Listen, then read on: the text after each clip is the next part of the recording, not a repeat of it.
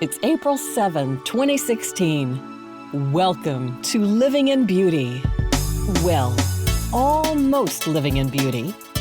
Here we are in early April and just a few sticks of furniture short of selling, donating, or gifting to friends and family every last item down to paper clips and bookmarks.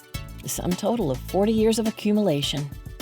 Once we're out of the house, we will have no storage facility other than the hope chest Daddy made for me when I was married. We'll drop it off at his home in Mississippi sometime in early fall. Inside the chest will be my first piggy bank, our son's first toy, first shirt, first handmade quilt, and a batch of good iron cookware, which we will leave in the family home that sits off a country road deep in the woods.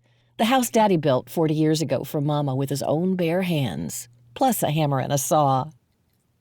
Ashes are tough to leave behind. Jim's mom will be put in the care of his sister, Patty. Our sweet Ivy, the first dog we had together, will finally be released near the old San Carlos house where she, with better things to do and places to be, would often tunnel under the fence for week-long walkabouts through coyote and mountain lion country, surviving on God knows what till, visibly re-energized by the wild, she'd smugly allow herself to be rescued and returned to suburbia for delousing and a thorough grooming. Walking on the wild side must have done that girl some good. She lived to be 18 years old. You want to say it's all just stuff, and it is, but stuff with soul. Each item represents a remnant of your past or an epic moment when you were trying to accomplish something, like the time you installed a jacuzzi, and the years you spent maintaining the jacuzzi, and the day you had to saw the jacuzzi up into dumpster-sized pieces. Your stuff remembers what you forgot or hoped to forget. Things summon sweet memories of family times, too, like homeschooling our son, taking care of Jim's mom, making flower arrangements for a niece's wedding. Oh, and the gizmos. We had gizmos for everything. Gizmos for saving money, gizmos for making money, gizmos just because they're new, sexy, and whiz-bang. And project-specific supplies in almost every discipline, the remnants of classes I took that went nowhere but at least taught me what I didn't want to do for a living. And the books in the third-floor library packed spine out in 6 tall bookcases. My back hurts just to think about it. Where this stuff lands is important to us.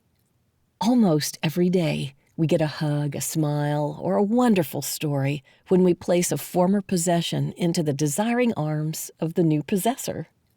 That makes it all go better.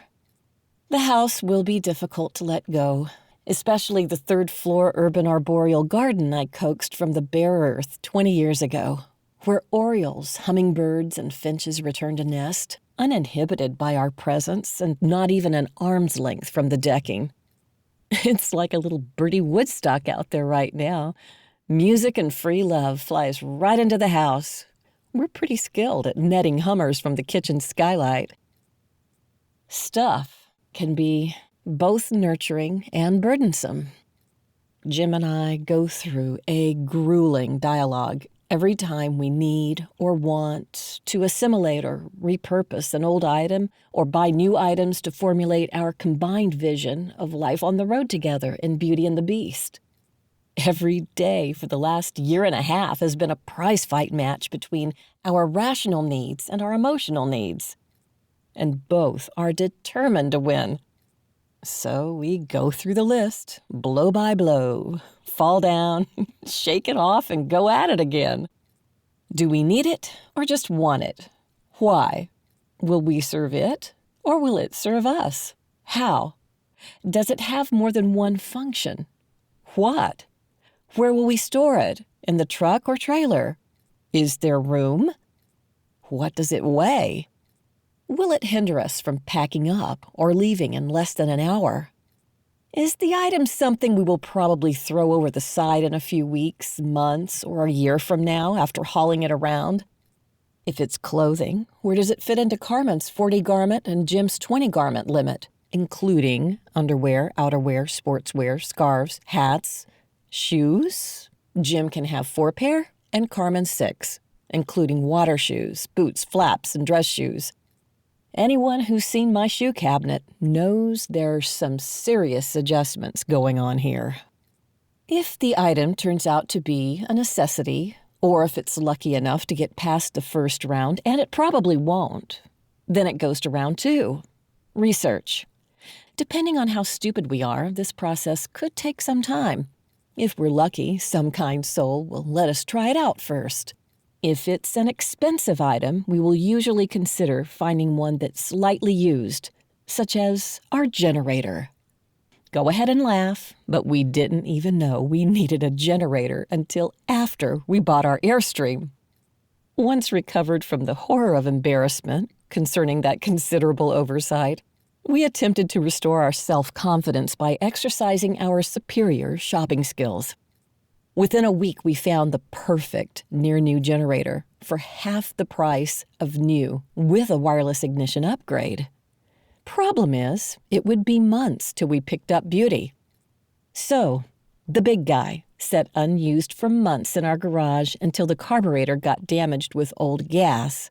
So, we had to have that repaired. Yep, we're greenhorns like that. But back to our successes. We're in love with this surface rack. It's a cooling rack, a drawing rack, a work surface. Did this thing come from Krypton? The pics do most of the explaining, but if I may, this remarkable gizmo is so highly functional it seems to expand our kitchen space. It's strong and rolls up effortlessly for easy storage. The surface rack comes in 3 colors, kind of a soft gray-green, a nice off-white almond, and warm gray. All 3 colors would work in our kitchen, but we chose warm gray to tie in with the lone gray features on our Dometic refrigerator.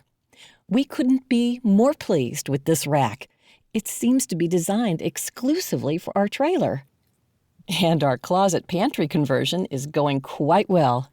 We've repurposed our Elfa system that we bought 27 years ago.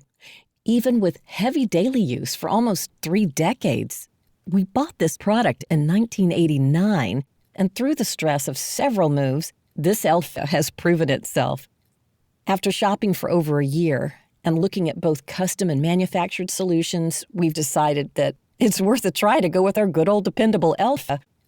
You can't imagine our delight when we discovered it was almost within 1/4 of an inch a perfect fit for the closet.